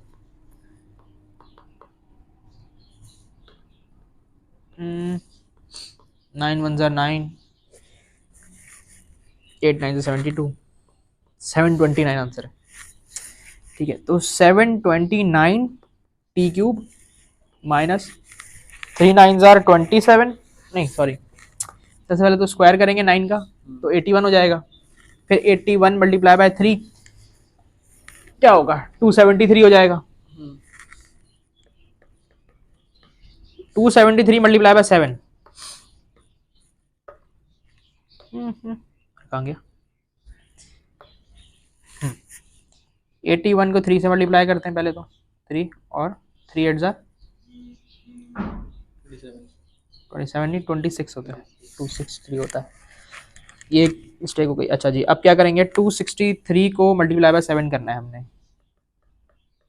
7 3 21, 6 7 42, 42 प्लस 2 44, 7 2 14 और 18, 1841 आ गया। 1841 टी स्क्वायर प्लस 3 9 27 और 27 मल्टीप्लाई बाय 49 अब करना है। क्या एक काम करते हैं कि पहले 49 को 3 से मल्टीप्लाई कराते हैं। ठीक है, 3 9 27, 3 4 12, 12 प्लस 2 14। अब हम करवाते हैं क्या, इसको 9 से मल्टीप्लाई करा देते हैं। कैसा 7 9 63, 9 4 36, 36 प्लस 6 42, 2 4 3 9 1 9 प्लस 4 13। चलो भाई 1 3 2 3 टी, और फिर आ गया एंड में 7 का क्यूब जो कि होता है 7 7 49 और 49 7 मेरे ख्याल से 343 होता है। तो जब कोई इतनी हार्ड कैलकुलेशन आएगी तो इस तरह करना पड़ेगा, सही है। फिर अगर तुम वो करोगे ना ये वाला तरीका, तो इसमें और ज्यादा टाइम लग जाएगा, क्योंकि देखो इतना इसमें ही हमें कितना टाइम लग गया, सही है। 3 नंबर वाली आइडेंटिटी, सही है, याद है। ये देखो ये हमारे पास क्या बन रहा है, a plus b plus c whole square. इसके लिए हमारे पास इक्विवेलेंट फॉर्म क्या आती है, a square plus B square plus c square. फिर हम क्या करते थे, plus 2ab plus b c plus a c, ये करते थे।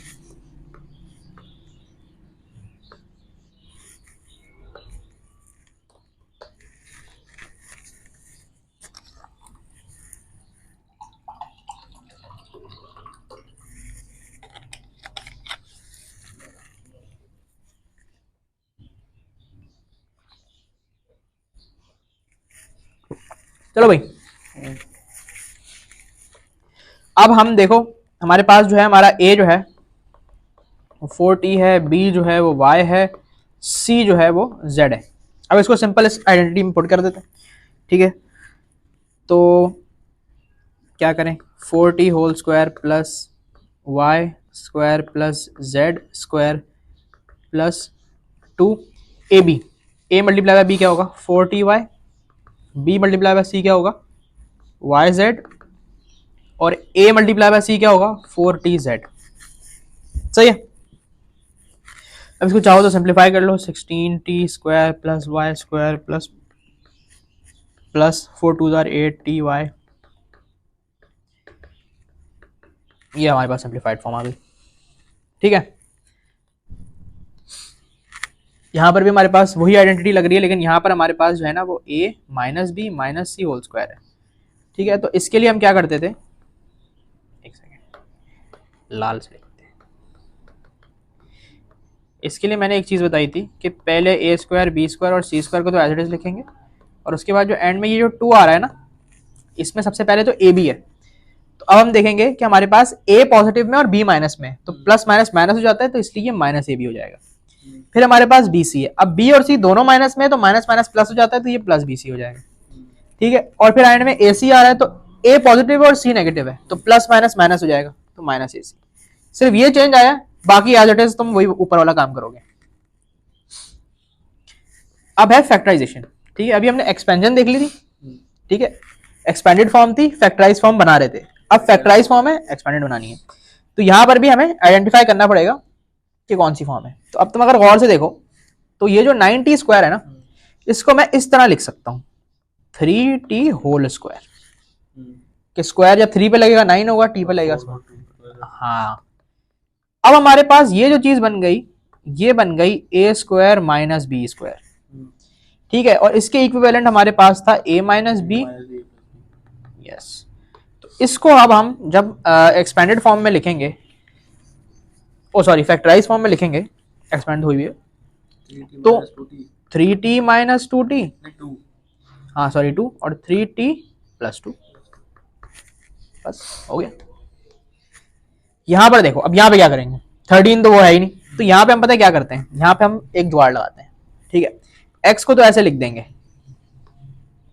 x को तो ऐसे लिख दिया, 13 को हम ये लिख सकते हैं कि मैं लिख दूं अंडर रूट 13 और फिर इस पे स्क्वायर लगा दूं, रूट और वो कैंसिल हो जाएगा स्क्वायर, ठीक है। तो अब जो मेरे पास बनेगा वो बनेगा a माइनस बी, यानी कि x माइनस रूट 13 और x प्लस रूट 13, ये रूट लगाने वाला काम कर दिया।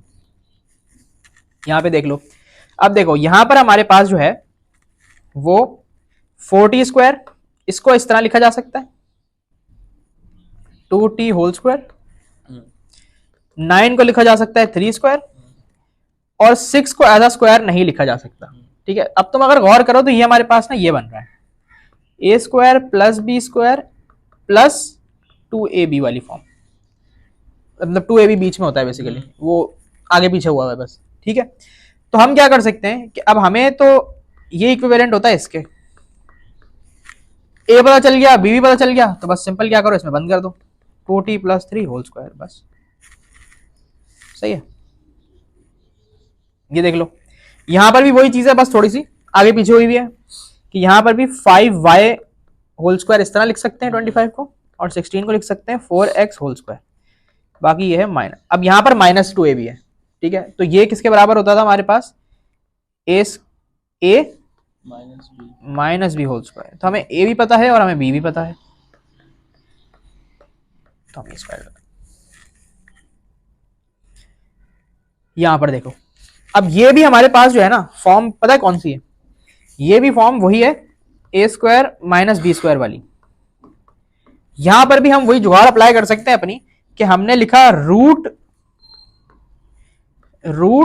3t और होल स्क्वायर, जब 3 पे लगेगा तो वो रूट से कैंसिल हो जाए और t पे लग के स्क्वायर हो जाए। और यहां पर हम लिख सकते हैं 197 को भी रूट में, क्योंकि 197 का भी कोई स्क्वायर हमारे पास नहीं है। अब इसको बना लो,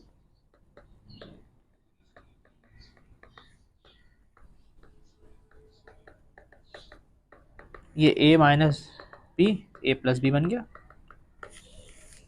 सही है। मिडिल टर्म ब्रेकिंग, सही है। मिडिल टर्म ब्रेकिंग के अंदर हम क्या करेंगे कि बीच वाली टर्म को दो हिस्सों में तोड़ेंगे, सही है। कैसे, पहले तो इसको एक्सपैंड करते हैं, सही है। एक्सपैंड करने के लिए सबसे पहले ना इसको इससे मल्टीप्लाई करेंगे और फिर इसको इससे ही मल्टीप्लाई करेंगे और इससे भी करेंगे, तो 3t मल्टीप्लाई बाय 2t हो जाएगा 60 स्क्वायर, और फिर 3 4 12, तो -40 और -12t स्क्वायर। अब हम करेंगे 7 को इससे मल्टीप्लाई और फिर इससे मल्टीप्लाई, तो 7 मल्टीप्लाई बाय 2 14 और t आ जाएगा, और 7 4 28, लेकिन -28, ये बन गया। अब इसको हम कैसे लिख सकते हैं, हम इसको लिख सकते हैं 6t स्क्वायर -12 प्लस 14, तो क्या हो जाएगा +2 -28, ठीक है। अब हम कर सकते हैं मिडिल टर्म ब्रेक, ताकि हम इसको फैक्टर्स में ले जा सकें दोबारा से, मतलब वो दोबारा यही फॉर्म आ जाएगी बेसिकली हमारे पास, ठीक है। वो कैसे आएगी देखो, सबसे पहले तुम ये करो कि जो तुम्हारे पास 6 और 28 जो दो नंबर्स है ना, ये वाला नंबर और ये वाला नंबर, इसके ना फैक्टर्स लिख लो, ठीक है। वो फैक्टर बनाते थे ना यूं करके ऐसे, वो बना लो। तो 6 के क्या बनेंगे 2, बस, इसके अलावा कुछ बन ही नहीं सकता, ठीक है। 28 के हम यहाँ पे बना लेते हैं,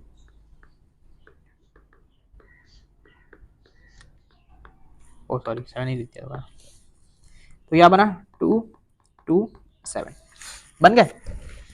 अब ये जो मेरे पास फैक्टर्स आए 2 3 2 2 7, ठीक है, इसके अंदर मुझे कोई ऐसा कॉम्बिनेशन बनाना है, ठीक है, कि मैं दो नंबर एक तरफ कर दूं, 5 नंबर है ना, 2 एक तरफ कर दूं, 3 एक तरफ कर दूं, कि मेरे पास प्लस माइनस करके ना +2 आ जाए बीच में।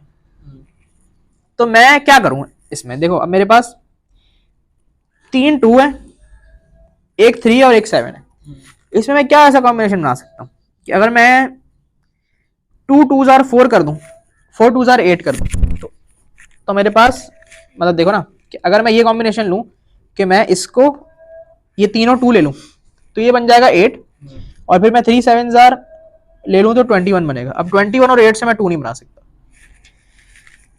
फिर मैं क्या कर सकता हूं प्लस माइनस करके, लेकिन हमें कॉम्बिनेशन ऐसे बनाने, मतलब ये जो 5 नंबर है ना, देखो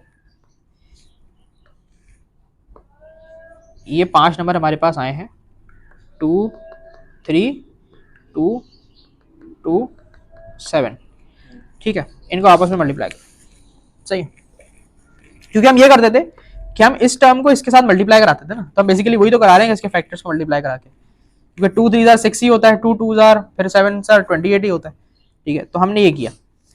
अब हमें ऐसे करना है कि भाई हम ये 5 नंबर है, तो 2 नंबर एक तरफ कर लें, 3 नंबर एक तरफ कर लें, और जब ये 2 और 3 का कॉम्बिनेशन बनाने के बाद हमारे पास जो 2 नंबर्स आए उनको प्लस माइनस करके 2 बना सकें, ठीक है। अब वो कैसे कर सकते हैं, अगर मैं 7 2 14 कर दूं, 2 2 4 और 4 3 12, ठीक है, तो ये आ जाएगा 14, ये बन जाएगा 12, कॉम्बिनेशन बन गया, ठीक है। कैसे कर सकते हैं, इन दोनों को माइनस करके, तो इसका मतलब है कि हमारी जो मिडिल टर्म है वो ब्रेक हो गई, हाँ, +14 -12t -28, ठीक है, ये मिडिल टर्म ब्रेक हो गई हमारी। अब क्या करते थे कि भाई एक ब्रैकेट ये लगा लो, एक ब्रैकेट ये लगा लो, कॉमन ले लो, इसमें से कॉमन हमारे पास क्या निकल सकता है 2t निकल सकता है, तो अंदर हमारे पास क्या बचेगा 3t +7। यहां से कॉमन क्या निकल सकता है? -4 निकल जाएगा, हाँ 4। तो अंदर क्या बचेगा? 3t, और 28 में से माइनस भी चला गया तो +7, ये सेम हो गया। 2t -4 एक तरफ लिख लिया, 3t + 7 एक तरफ लिख लिया। अब देख रहे हो ये चीज और ये चीज बराबर है, ये और ये। तो ये बेसिकली मिडिल टर्म ब्रेक करके हमने फैक्टर्स बनाए। ठीक है, इसके अंदर भी वही काम करना है, स्किप कर दूं। ठीक है, ये देख लेते हैं, ये थोड़ा मुश्किल है। सही है, ये थोड़ी बड़ी बड़ी कैलकुलेशन है इसमें थोड़ा। देखो इसके अंदर भी अब जब हमारे पास इतने बड़े बड़े नंबर आ गए तो हम क्या करेंगे? फैक्टर्स बना लेते हैं। ठीक है, तो सबसे पहले 70 के फैक्टर्स बनाते हैं। 2 5 आ जाएगा तो 7 आ जाएगा। ठीक है, 2 5 7 ये फैक्टर्स बन गए 70 के। अब 315 के बना लेते हैं। 315 के क्या बन सकते हैं? सबसे पहले तो 5 बन सकता है, बन सकता है ना 5, या 3 बनेगा। 3 के टेबल में भी आता है 315, तो 3 सबसे छोटा होगा ना, 3 से बनेगा। 3 105, फिर 5 ले लो तो 21,000, फिर क्या लो 3 ले लो 7,000, 7। ठीक है, तो अब मेरे पास जो नंबर्स आ गए वो क्या आ गए? 2 5 7, ये बनाता है 70 मल्टीप्लाई बाय 3 5 3 7, ये बनाता है 315। अब मुझे कॉम्बिनेशन चाहिए ऐसा कि प्लस या माइनस करके क्या बन सके? 155 बन सके। तो टोटल नंबर्स कितने? 1 2 3 4 5 6 7। तो 4 और 3 मैं कर सकता हूँ, 2 और 5 भी कर सकता हूँ। तो क्या करें भाई? 7 7 49, 7 7 49 हो गया। उसके बाद मल्टीप्लाई बाय 5 करें तो हमारे पास 245 बनता है। एक सेकंड, पहले मैं ले रहा हूँ ये कॉम्बिनेशन। ठीक है, 7 7 और 5 एक तरफ कर रहा हूँ, 2 3 3 और 5 एक तरफ कर रहा हूँ। ठीक है, तो ये हो जाता है 245, 2 3 3 और 5, ये हो जाता है 90। ठीक है, तो अब 245, एक सेकेंड, 245 माइनस 90 क्या बनता है? ये लो बन गया, फर्स्ट टाइम ही बन गया। हाँ भाई, ये अब बन गया। अब हम क्या कर सकते हैं?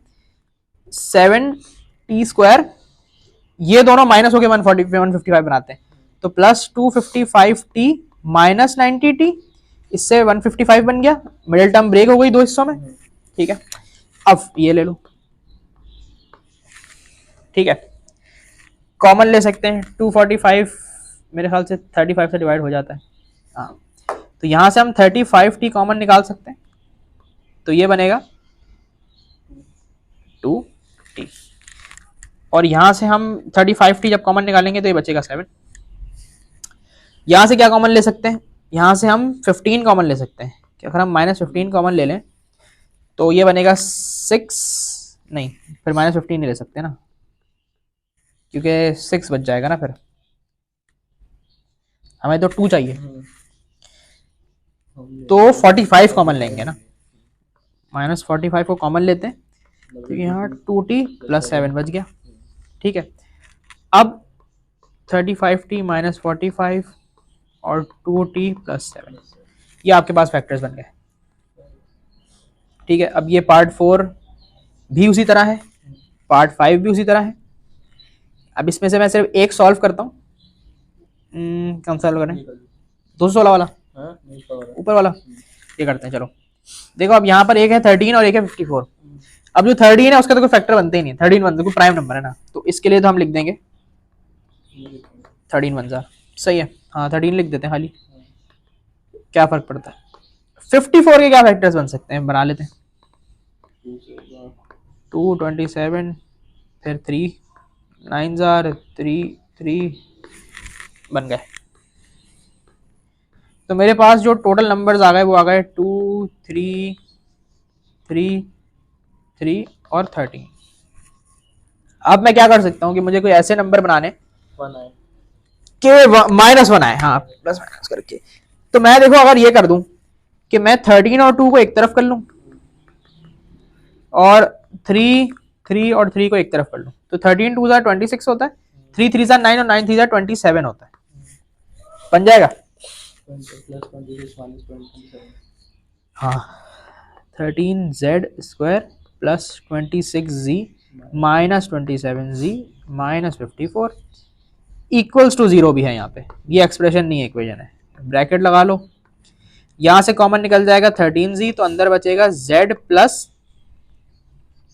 2, यहां से कॉमन निकल जाएगा -27, तो अंदर बचेगा z plus 2 equals to 0। 13z minus 27 z plus 2 equals to 0। ठीक है, अब पता है क्या करना है कि अब हमें ना z की वैल्यूज भी निकालनी पड़ेंगी। ठीक है, यानी कि वो इक्वेशन है ना इक्वल टू 0 है, तो मैं क्या करूंगा वैल्यूज निकालने के लिए 13z माइनस 27 को इक्वल्स टू 0 रखूंगा और z प्लस 2 को इक्वल टू 0 रखूंगा। दोनों इक्वेशंस को अलग अलग जब 0 के इक्वेट करूंगा तो यहां से मेरे पास 27 उधर जाके प्लस होगा और 13 जाके डिवाइड होगा, यहां से हमारे पास z उधर जाके -2 होगा, तो ये मेरे पास यहाँ पर दो वैल्यू z की आ जाएंगी। सही है, इस तरीके से हम निकालते हैं। अब यहां पर मैं एक और बात भी बता दूं कि अगर हमारे पास ये चीज इस तरह होती, फॉर एग्जाम्पल मेरे पास लिखा होता, कुछ आसान ले लेते हैं, z प्लस 1 x ले लेते हैं, x plus 1 x plus 2 equals to 4। तो हम इन दोनों को अलग अलग इक्वल टू 4, यानी कि हम इनको ना ये नहीं कर सकते, ये नहीं कर सकते। सही है, हमें क्या करना पड़ेगा कि हम सबसे पहले जो है ना वो इस चीज को एक्सपेंड करेंगे। ठीक है, उसके बाद इस 4 को यहां लाके माइनस कराएंगे, इक्वल टू 0 रखवाएंगे, उसके बाद फिर वो वाला काम करेंगे। ये भी उसी तरीके की है, साइमल्टेनियस इक्वेशंस का पार्ट 2। सही है, ये हमने कर लिया था, लेकिन ये कुछ चीजें हैं जो हमें देखनी है। ठीक है, ये आसान वाला पार्ट है, वो मुश्किल वाला पार्ट हमने करा था। सही, इसके बाद मेरे ख्याल से खत्म है, हाँ इसके बाद खत्म है, इसके बाद चैप्टर ही खत्म है।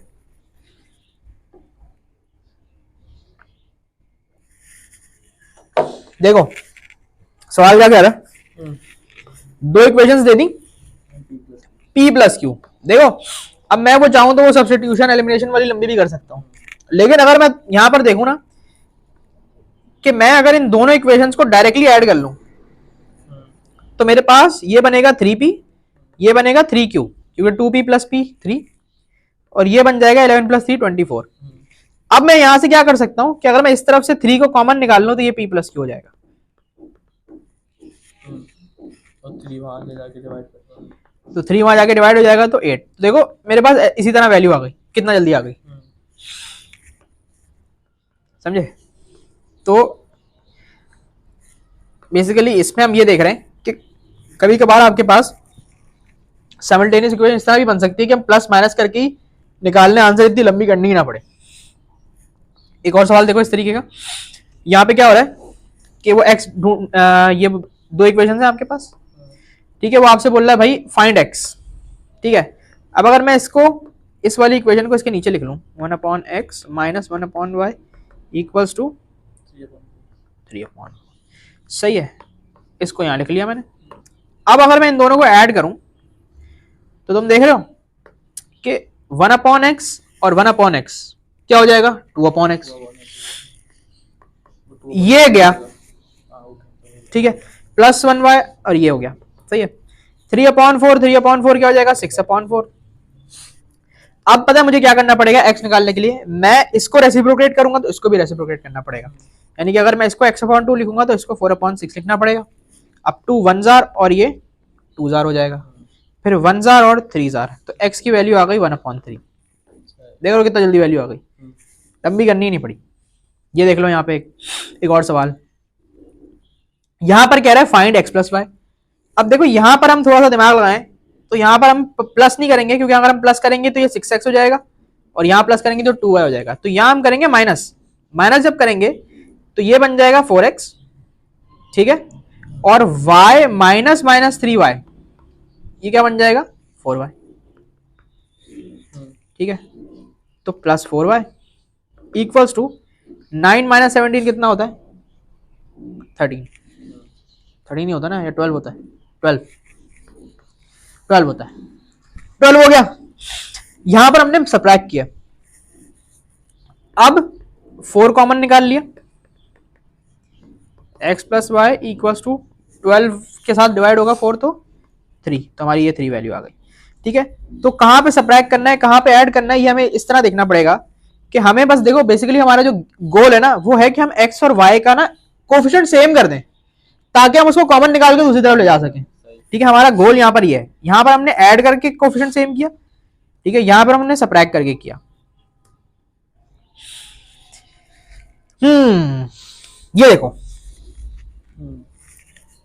यहां पर क्या हो रहा है हमारे पास, यहां पे हमें उसने दे दिया है 55 और 49, मतलब 55A और 49B की वैल्यू निकालनी है हमें, और इक्वेशन है ये, सही है।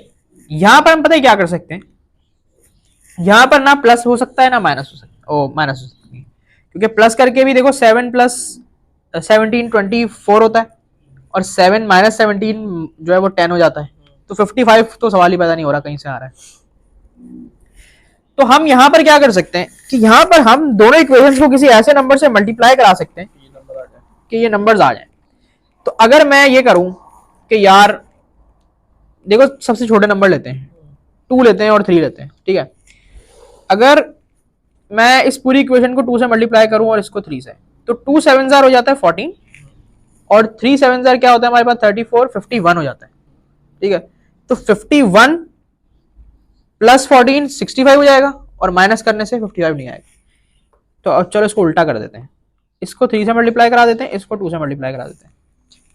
तो अब 7 3 हो जाएगा 21, और 2 17 हो जाएगा 34। अब 34 प्लस 21 55 होता है।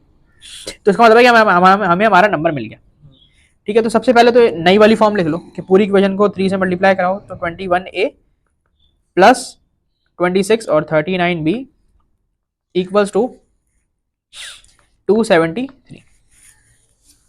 ठीक है।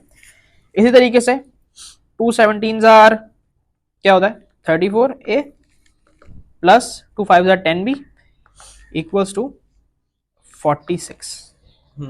अब जब हम इसको ऐड करेंगे तो देख रहे हो हमने सिर्फ एक को 55 बनाया था, दूसरा वाला 49 भी ऑटोमेटिकली बन गया, ठीक है। 273 प्लस 46 क्या हो जाएगा 931, 319। तो हमारा आंसर क्या आ गया 319 इसका। तो यहां पर हमारा अलजेब्रा खत्म।